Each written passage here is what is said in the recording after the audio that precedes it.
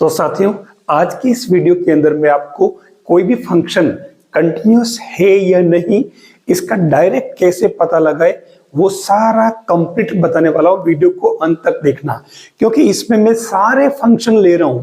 किस किस तरह के फंक्शन कंटिन्यूटी में आते हैं, यानी संतत हो सकते हैं, और कौन कौन से नहीं होंगे, ये दोनों ही मैं कैटेगराइज करके आपको यहाँ बता रहा हूं।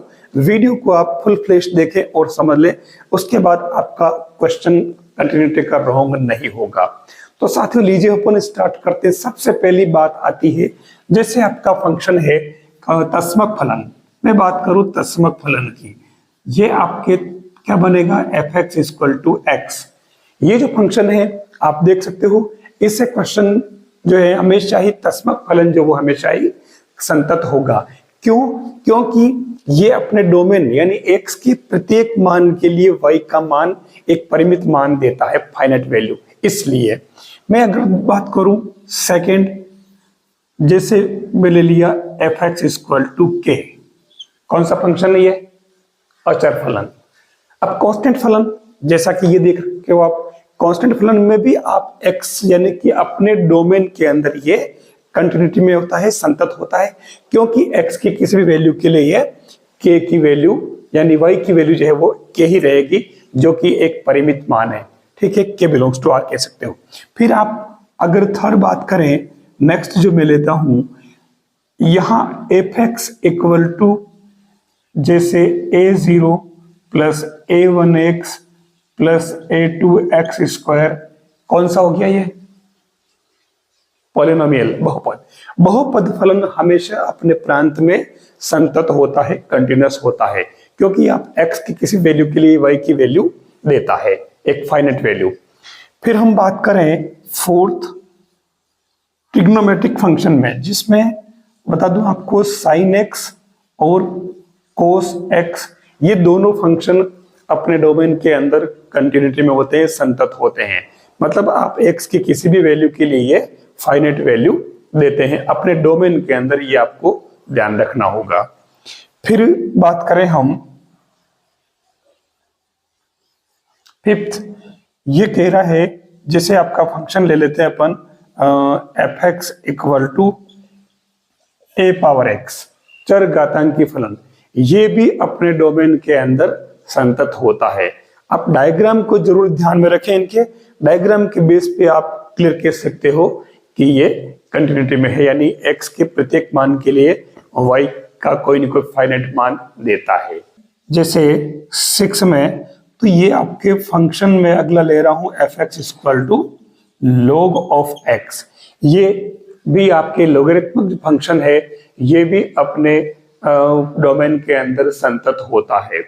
ठीक है, मैंने बताया आपको कि ग्राफ बनाना सीख ले, और ग्राफ के बेस पे आप बता सकते हो कि ये कंटिन्यूअस है, ये आपको ध्यान रखना होगा। अच्छा, ये इसमें ध्यान रखना, ए हमेशा बड़ा हो 0 से, उस केस में ये अप्लाई होगा।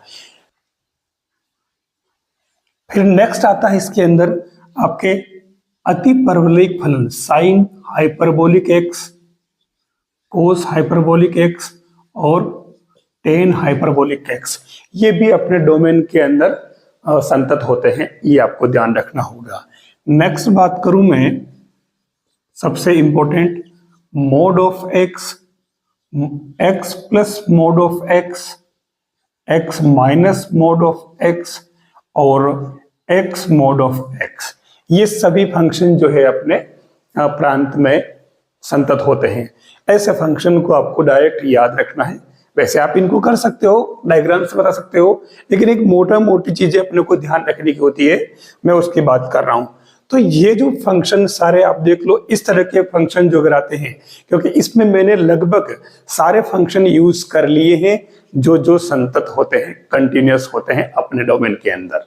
तो अब हम बात करते हैं कौन कौन से ऐसे फंक्शन होते हैं जो डिसकंटिन्यूटी में आते हैं, यानी असंतत फलन होते हैं।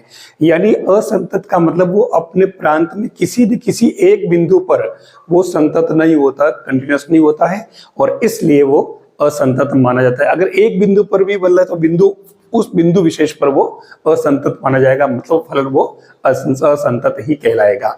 अब जैसे यहाँ पर मैं एग्जाम्पल की बात करूं, सबसे पहले नंबर 1, आप देख लो कि ग्रेटेस्ट कॉमन इंटीजर फंक्शन जो होता है, इसको मैं ऐसे लिख सकता हूं तो ये अपने x बिलोंग्स टू इंटीजर के लिए ध्यान देना, ये पूर्णांक के लिए काम आएगा।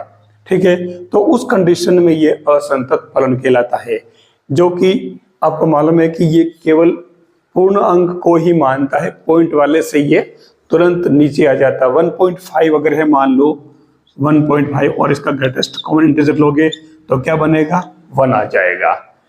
ऐसे ही मैं अगर नेक्स्ट की बात करूं तो ये इस तरीके के जो फंक्शन होते हैं x plus greatest common integer और माइनस वाले भी, ये भी आपके ध्यान देना x belongs to i integer के लिए ये क्या होगा, असंतत फलन। फिर बात करूं मैं थर्ड, 1/x जहां x नॉट इक्वल टू 0, ये 1/x जो फलन है ये भी अपने डोमेन के अंदर किसी न किसी पॉइंट पर असंतत है। और किस पॉइंट पर असंतत है, x इक्वल टू 0 पर, और इसलिए ये भी असंतत फलन कहलाएगा 1/x। की बात करूं मैं तो देखिए मैंने साइन कोस की बात तो उसमें कंटिन्यूस में कर ली, लेकिन अगर मैं बात करूं tan x sec x equal to plus minus π/2 plus minus 3π/2, इन बिंदुओं पर ये असंतत होगा, डिसकंटिन्यूस होगा। आप इनके डायग्राम से देख सकते हो और समझ सकते हो। फिर इसी में अगर मैं बात करूं, दो और रह गए क्योंकि ये इसमें आ गए, तो अब आता है कोट x और कोसेक x। ये आपके x equal to plus minus pi plus minus 2π, इस तरीके के इन बिंदुओं पर ये असंतत होगा।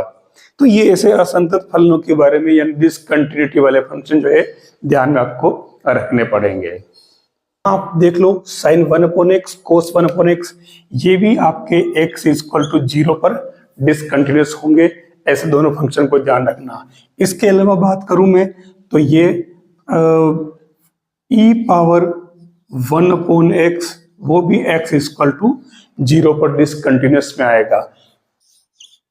कोट हाइपरबोलिक x और cosec hyperbolic x equal to 0 पर ये आपके असंतत होगा। ऐसे फंक्शंस को ध्यान रखना, ये सारे असंतत होंगे। वैसे भी समय समय पर अलग अलग वीडियो में बताता रहता हूं कि ये असंतत होने के पीछे क्या रीजन है।